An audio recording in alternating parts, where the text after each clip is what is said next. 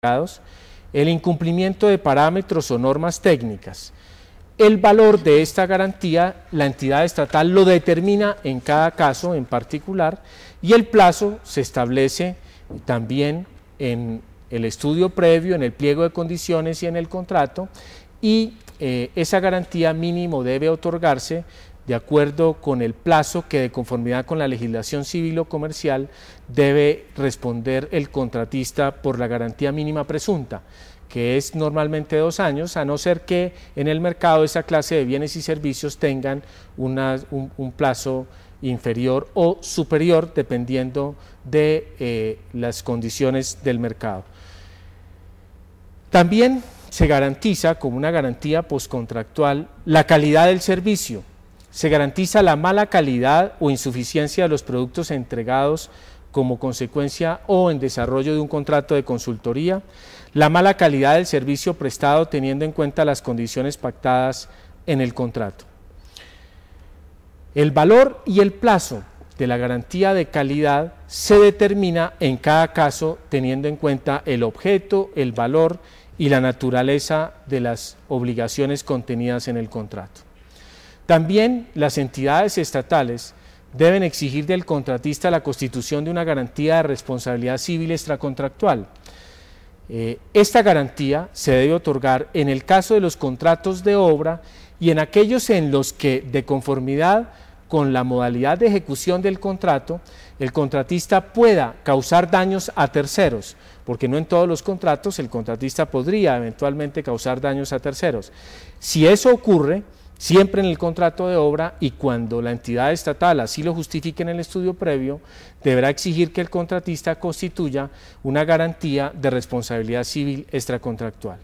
Esa garantía cubre a la entidad estatal de las reclamaciones que terceros le realicen a la entidad estatal como consecuencia de daños causados por parte del contratista. Y esta garantía solamente puede otorgarse mediante póliza. No se puede constituir la garantía de responsabilidad civil extracontractual ni con depósitos en garantía, ni con fiducia mercantil, etcétera, sino solamente mediante póliza otorgada por compañía de seguros. La entidad estatal, por regla general, no restringe la posibilidad de subcontratar. Una cosa es ceder el contrato y otra subcontratar. Está previsto en la Ley 80 que los contratistas no pueden ceder el contrato sin el visto bueno previo y por escrito de la entidad estatal, pero no está prevista ninguna restricción frente a los subcontratos. Si la entidad estatal no ha previsto ninguna restricción frente a los subcontratistas, pues se entiende que el contratista podrá subcontratar. Si eso ocurre, la entidad estatal deberá exigir que esta póliza cubra también los daños que causen los subcontratistas, a no ser que estos subcontratistas tengan una póliza especial otorgada para el efecto. Eso está expresamente previsto en el decreto 4828. El valor no podrá ser inferior de la garantía de responsabilidad civil extracontractual al 5%, pero en ningún caso podrá ser inferior a 200 salarios mínimos legales mensuales vigentes, que es una suma cercana a 100 millones de pesos. Se debe otorgar esta garantía por todo el plazo de ejecución del contrato. Muy bien, eso en cuanto a cuáles son los siniestros, los riesgos que cubren las entidades estatales. En el artículo 15 del decreto 4828 está previsto que estos siniestros se pueden cubrir mediante pólizas. Estos riesgos se pueden cubrir mediante pólizas, pero también a través de otros mecanismos de cobertura de riesgos. Y las condiciones frente a las pólizas están expresamente previstas en el artículo 15 del decreto 4828. Por último, deseo referir cómo se hace efectiva las garantías. Esa era una regla que infortunadamente el texto inicial de la Ley 80 de 1993 no tenía y que la Ley 1150 y también el decreto 4828 corrigió. Incorporó un instrumento idóneo y adecuado para que las entidades estatales hagan efectiva las garantías. En caso de caducidad, el mismo acto administrativo que decreta la caducidad es constitutivo de ocurrencia del siniestro. Entonces no es necesario que las entidades estatales expidan el acto administrativo decretando la caducidad y otro acto administrativo para cobrar la garantía. El mismo acto administrativo tiene esos dos efectos: declara la terminación del contrato como consecuencia del grave incumplimiento de las obligaciones, que es la consecuencia principal de la caducidad, y en segundo lugar constituye siniestro para efecto del cobro de la garantía. Antes de expedir el acto administrativo de la caducidad, la entidad estatal tiene que agotar el debido proceso, tanto del contratista como del garante de la prestación. Está previsto en el decreto 2474 que en el manual de contratación las entidades estatales deben señalar cuál es la forma como garantizan el debido proceso para efecto de la imposición de esta sanción de caducidad. También está previsto en el decreto 4828 que en el mismo acto que se decreta la caducidad se ordenará hacer efectiva la cláusula penal pecuniaria o se valorarán los perjuicios.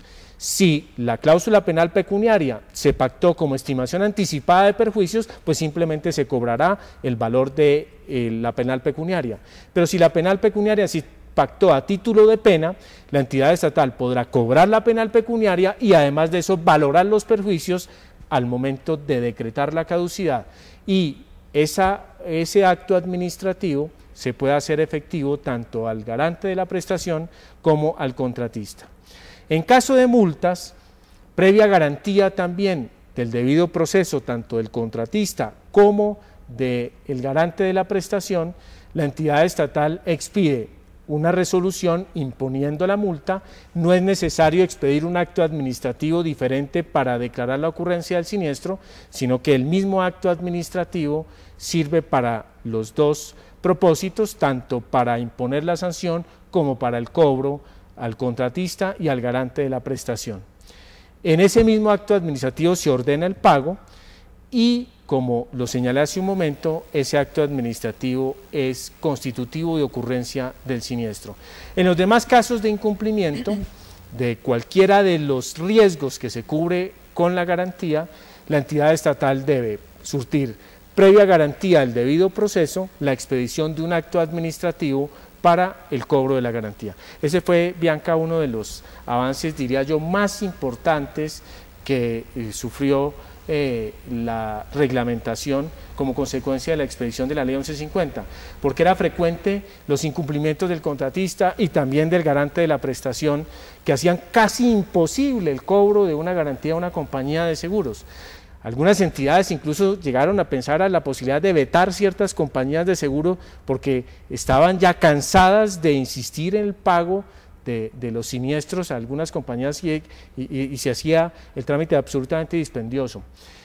Afortunadamente aquí el legislador y el gobierno nacional establecieron un mecanismo expedito que es mediante un acto administrativo, Bianca. Con eso hago yo una presentación general, un poco rápida de lo que tiene que ver con el régimen general de las garantías, Bianca. Doctor Pino, muchísimas gracias por sus valiosos aportes. Entonces, según la ley 1150 de 2007, algunas clases de garantía en la contratación pública son las siguientes: las pólizas, la fiducia mercantil, las garantías bancarias, el endoso de títulos valores, el depósito de dinero en garantía y cartas de crédito stand-by.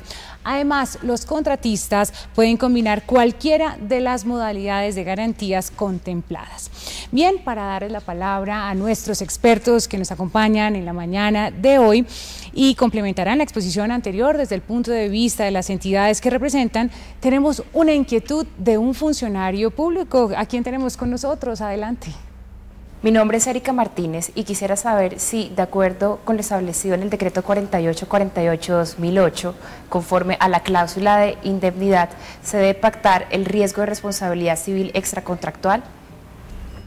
Bueno, muchas gracias a Erika Martínez. Le damos la palabra al doctor Gonzalo Suárez para que nos conteste y nos ayude con la funcionaria pública.